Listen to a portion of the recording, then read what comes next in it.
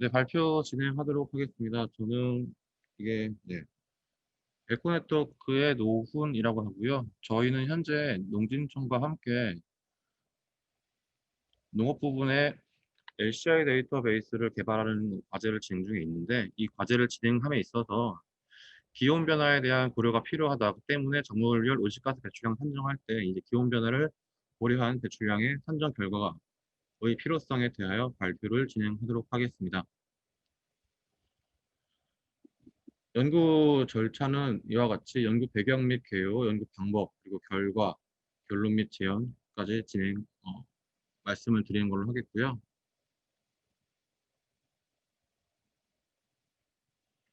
네. 일단은 작물 생육을 결정하는 다양한 환경 요인이 있겠지만 저희가 확인해 본 바로는 크게 네 가지의 이제 환경 요인을 말씀드리면 기온과 습도 그리고 어, 빛 그리고 토양 이렇게 네가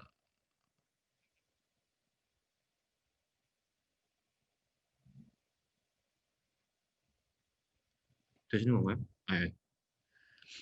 기온, 습도 그리고 광이죠. 광합성 목적으로 이제 사용될 광과 토양 이렇게 네 가지를 저희가 말씀드릴 수 있는데요. 저희는 사실 이 중에서 농작물마다 이제 생육 평균 온도가 존재하는 기온에 대해서 좀 포커싱을 맞추고 있고 이에 대한 실증적으로는 이제 하우스 시설의 재래 방식이 이미 충분히 확산이 되어 있기 때문이었고 다른 환경 요인들을 말씀드려보자면 습도 같은 경우에는 이제 기온과 마찬가지로 하우스 시설 안에서의 습도가 조절이 가능한 상황이었고 광합성 목적이라고 표현되어 있는 햇빛 같은 경우에도 이제 포도당 생성 목적으로 이제 필요한 부분이고 CO2를 공급하는 성장 요인입니다. 환경 요인입니다. 토양 같은 경우에는 이제 아산화질소 부분이 이제 배출 개수 산정에서도 필요했던 비료 사용에 대한 내용들이었고요. 그래서 이제 농산물의 생산량을 올리기 위해서는 크게 네 가지 측면에서는 뭐 연중 생산이 가능한 다시 생육 환기 온도로 대표되는 기온의 조절을 이제 하우스 시설 재배를 통해서 뭐 연중 생산이 가능하게도 마침을 하고 있는 상황이었고 습도도 그에 따라서 뭐 조절이 되고 있는 상황입니다. 근데 이 햇빛 부분 같은 경우에는 이제 별도의 조절이 좀 어려운 부분이 있는데요. 이걸 시스테믹하게 만들었을 때는 하우스 운영에 따른 연간 생산비가 이제 많이 올라가는 부분이어서 이에 대한 데이터라든가 뭐 샘플링이 좀 어려운 상황이었습니다. 토양은 이제 최적비료 사용이라는 항목이 있는데 이 PK 값을 조절함으로써 생산량을 올릴 수가 있지만 주기적인 관리가 필요하다는 점에서 또한 데이터 수집이 어려운 부분이 있었습니다. 이렇듯이 저희가 기온 변화에 대한 온실가스 배출량 산정 결과를 좀 중점적으로 확인해 본 바로는 연평균 기온의 증가함에 따라서 이제 하단에 보신 기온의 변화 추이와 작물의 생산량 변화 추이를 보시면 기온 변화에 민감한 작물 같은 경우에는 기온이 증감함에 따라서 유사한 패턴으로 생산량이 증감하는 걸로 확인을 했고요. 그렇지 않은 기온 변화에 민감하지 않은 작물들 같은 경우도 있지만 이런 것들은 이제 해당 작물들의 특성에 따라서 생산량이 낮게 그냥 일반성 있게 그냥 생산되는 걸로 확인을 했습니다. 고온의 제주 및 일부 남부 지역에서 생산되는 이제 노지 감귤이 대표적으로 이제 기온 변화에 민감하지 않은 품목이 될 수 있는데요. 이런 것들도 온도가 상승함에 따라서 생산량이 감소함을 저희가 확인했고요. 이렇듯이 저희가 우리나라는 이제 계절별 기온 변화가 명확하고 특히 지역적 기온 편차가 있다라는 점 때문에 저희는 앞서서 말씀드렸던 것처럼 이제 기온 변화를 고려하여 온실가스 배출량을 산정을 해야 된다. 그에 대한 필요성이 있다라는 점을 말씀을 드리고 싶었던 겁니다. 앞서서 말씀드린 걸 토탈적으로 말씀을 다시 정리를 하면은 기온 변화가 현재 이제 투입 기온 변화에 비례하여 투입물 증감이 이제 고려되지 않았다는 기존의 배출량 산정에서의 한계점이 명확하게 있었고 이에 따라서 난방 에너지 사용이라든가 뭐 시설에 따른 배출 개수 산정에 있어서 기온 변화를 충분히 고려해야 된다라는 연구 목적을 도출하게 됐습니다.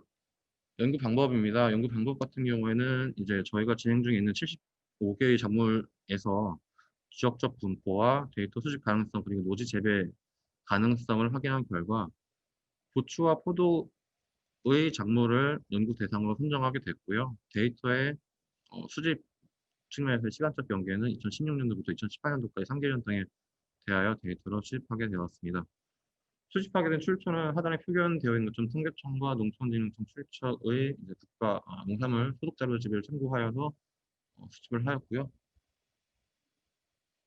데이터 수집 같은 경우에는 이제 산정과 관련이 되는 항목인데요. 유기질과 무기질 비료 그리고 에너지 측면에서의 전기와 유료 데이터를 수집하게 되었습니다.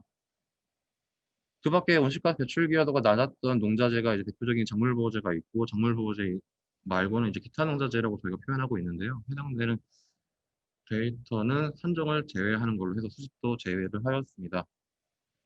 하단에 표현되어 있는 육류부터 포장 및 출하까지는 이제 소위 말해 저희가 연구에서 적용한 산정 방법론인 LCA에 해당되는 시스템 경계를 표현한 그림인데요.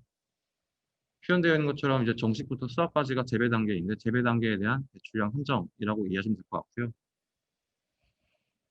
바로 연구 결과 말씀드리면 기온 상승에 따른 이제 이건 지역별로 배출량을 뽑아본 결과값인데요. 앞서서 노지고추가 연구 대상으로 선정됨에 있어서 이제 전국적인 재배 분포를 확인했던 거고 기온 변화 민감한 노지 재배 작물이었기 때문인데 이렇듯이 지역별로 배출량 결과값이 차등이 있다라는 점을 저희가 확인을 했고 이어서 네, 2016년도부터 15년도부터 2018년도까지의 배출량 산정 결과 또한 확인해 보니까 국가 평균값으로 배출량을 산정하기보다 지역별 배출량을 확인하여서 기온의 변화를 충분히 반영해야 된다라고 연구 결과를 도출할 수가 있었고요. 마찬가지로 시설 재배와 노지 재배의 차이점을 구분해 보니 노지 재배의 경우에서는 이제 하단에 앞에 있는 1번 그래프를 보시는 건데요. 노지 재배 같은 경우에는 낮은 쪽에서 이제 분포가 여러 가지 잡혀 있지만 시설 재배 같은 경우에는 외기 온도가 올라갈수록 이제 배출량 또한 증감하는 것으로 그 증감 사유는 이제 에너지를 많이 쓰기 때문에 배출량 증감하는 것으로 확인을 하였습니다. 마지막으로 결론 및 제언인데요. 연구 결과에 따라서 저희는 이제 동해정말관 시설 여부에 따라서 온도 변화에 따른 배출량 증감을 확인하기 위해였었고 노지 재배의 경우는 이제 시설 재배보다 상대적으로 기온 변화에 둔감하지만 시설 재배 같은 경우에는 일정 온도 유지를 위해 앞서 말씀드렸던 것처럼 에너지로 인한 온실가 배출량 증감이 비례 증감하는 것으로 확인을 했습니다. 따라서 제언을 드리건데 제탄소 현재 저탄소 농축산물 인증제도라는 게 있는데 여기서는 작물로 온실가스 배출량 산정할 때 앞으로는 지역별로 어떤 그 소위 말해 기온 변화를 고려해야 된다. 이렇게 했을 경우에 이점이라는 게 뭐 동일 품목 내 품종별 최적 재배 기온 차이가 충분히 고려돼서 온실가스 배출 결과가 도출되고 이 말의 의미는 이제 품종이 어떤 특정 품목에 있어서는 재배 온도가 되게 높게 잡혀 있는 경우가 있는데 이런 경우는 배출량이 높게 한정이 되는 게 당연한 이야기거든요.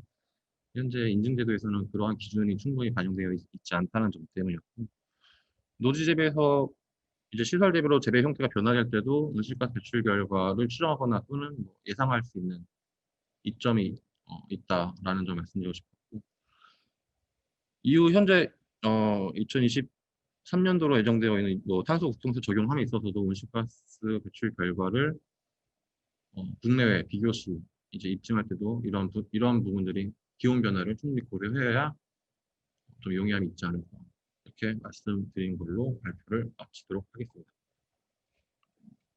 이상입니다.